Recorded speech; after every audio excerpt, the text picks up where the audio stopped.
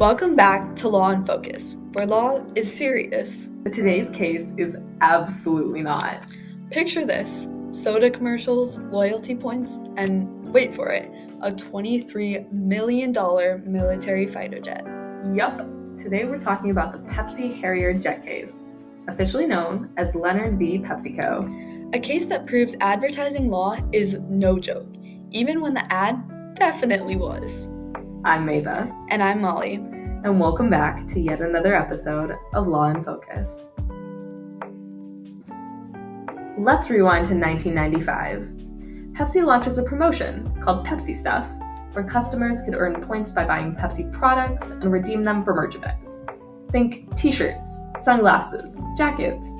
But then comes the commercial. A flashy, over-the-top ad shows a teenager arriving at school in increasingly ridiculous ways, ending with him landing a Harrier jet on campus. On screen, the jet is simply labeled 7 million Pepsi points. Which sounds absurd until one guy took it very seriously.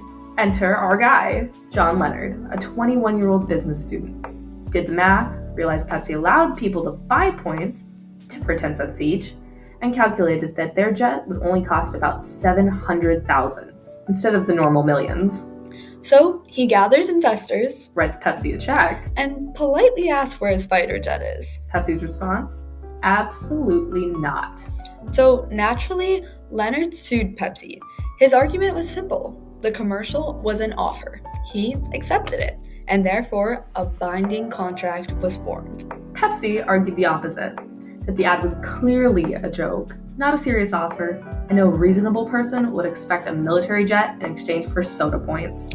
And this is where contract law steps in, specifically the concept of offer and acceptance. For a contract to exist, the offer must be clear, definite, and made with serious intent. Courts also apply something called the reasonable person standard. Basically, would a normal, rational person think Pepsi was actually giving away a fighter jet? The jet wasn't in the Pepsi Stuff catalog, so no. Also, civilians can't legally own Harrier jets. Minor detail. Very minor. In 1999, the federal court ruled in favor of Pepsi. The judge held that the commercial was obviously ironic. The jet wasn't listed in the official Pepsi Stuff catalog, and no reasonable person would believe it was a real offer, which means no valid offer. Which means no contract. Which means no jet. So what legal concepts does this case highlight? Number 1, advertisements are generally invitations to negotiate, not binding offers. Number 2, the reasonable person standard. Courts don't care about what you thought, they care about what a reasonable person would think. And number 3, intent matters. Contracts require serious intent, not sarcasm, exaggeration, or marketing flair. This case has become a cult classic example used in law schools to explain why not everything you see in an ad is actually legally enforceable. It also changed how companies handle promotions. Many became way more careful with disclaimers and fine print. Because apparently, someone will always try it. Honestly, this case is funny, but it also shows how literal the law can be. Exactly. Courts don't decide cases based on vibes. They decide based on logic, intent, and what's actually reasonable under the law. And while Leonard didn't win, he forced the court to draw a clear line between humor and legal obligation. So, question time. Molly, do you think Pepsi should have been clear that the jet wasn't real? I think a little more fine print might have been nice. However, like we said before, the reasonable person wouldn't think that this was a real promotion. Totally agree with that. The reasonable person standard is a very, very important legal concept just for cases like this. Now, what about you, Maeva? Do you think Leonard was being clever or just unrealistic? I'm kind of torn on this one. I feel like I have many opinions on it, but for the most part, I think that Leonard wasn't abiding by what a reasonable person would think. $700,000 for a private plane? He's kidding. And more than that, the military fighter jet wasn't publicly available for sale.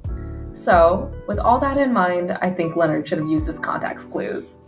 And lastly, Molly, should courts ever enforce exaggerated ads if someone technically meets the requirements? Courts should not always enforce these laws, but there's definitely some cases in which they should. However, most of the time, it's just unfair to the companies and produces unreasonable outcomes. Alright, time for law or nah. Hit me with today's law. Law or nah? Is it illegal to carry ice cream in your pockets on Sundays in New York? I'm gonna say no, that is not a law. That's ridiculous. One, why Sunday? 2, why ice cream? 3, using the reasonable person standard that we just used, why would any reasonable person do that? I don't know, but it is illegal. I'm kidding. Okay. I guess you just gotta hold your ice cream. Some weirdos in New York, I guess. No pocket ice cream. Alright. The Pepsi Harriet Jet Case proves that the law doesn't reward technicalities without common sense. It's a reminder that contracts require real intent, not punchlines. The Pepsi Harriet Jet Case just shows the law has a sense of humor. But not that much of one. Contracts need intent. Ads need disclaimers. And soda companies need to stop joking about fighter jets. That's it for today's episode of Law in Focus. Until next time, stay curious, stay informed, and stay tuned in.